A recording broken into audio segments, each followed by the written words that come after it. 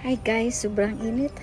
Dito lang ako sa labas, may bisita kasi sila, nahiya akong pumasok. Kaya nilapag ko na lang yan dyan. Kasi nahiya akong magkumuha ng lagayan. Dito lang ako sa likod ng bahay.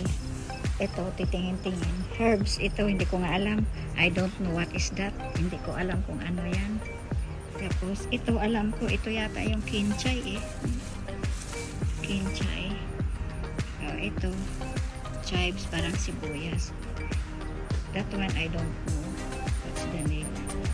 This one, what's this? Herbs.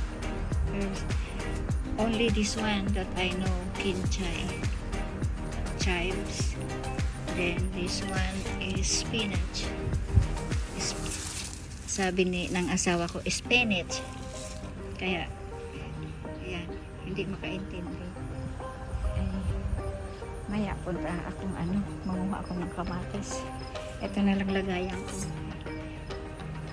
Everyday, araw-araw, makakuha ka ng mga ganito, libre na ulam.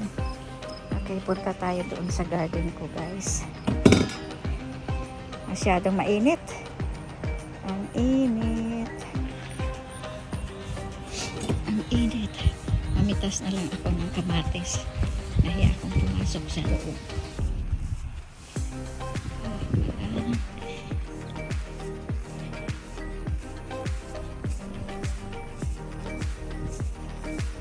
Mamitas na lang ako ng kamatis kaysa mag-upo-upo doon.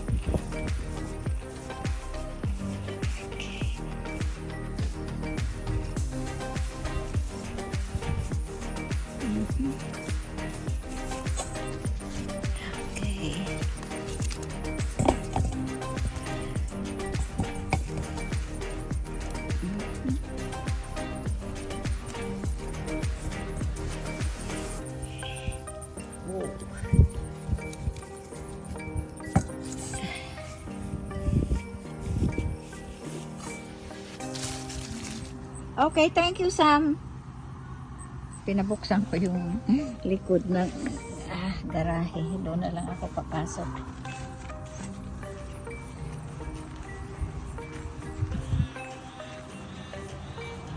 Nandoon pa yung bisita. Hindi naman ako maano kasi nasa kusina naman ako. Ang daan.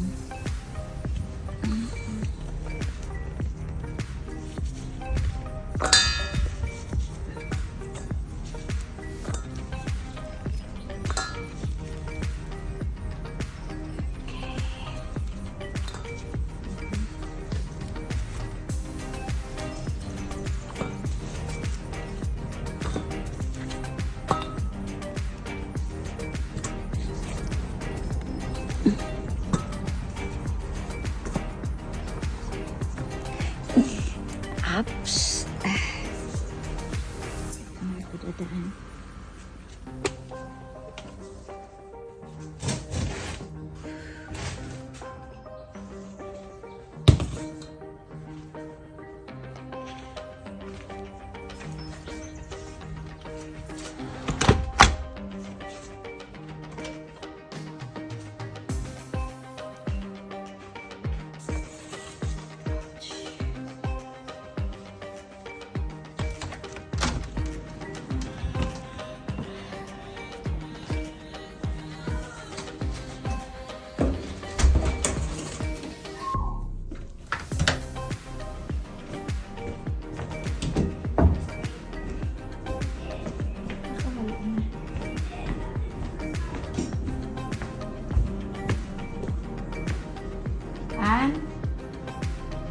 They're in the front yard.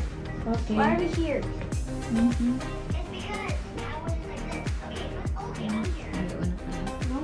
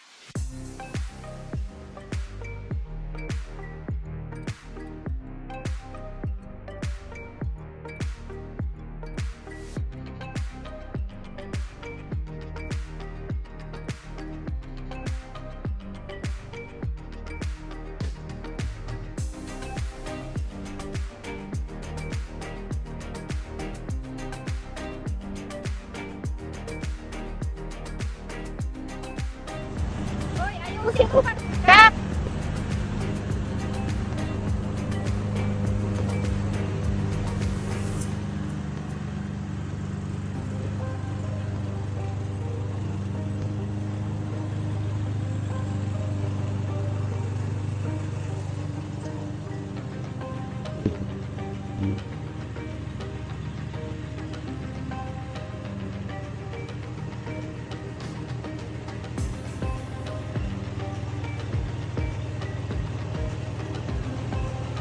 Parang hindi malinis. Parang hindi malinis.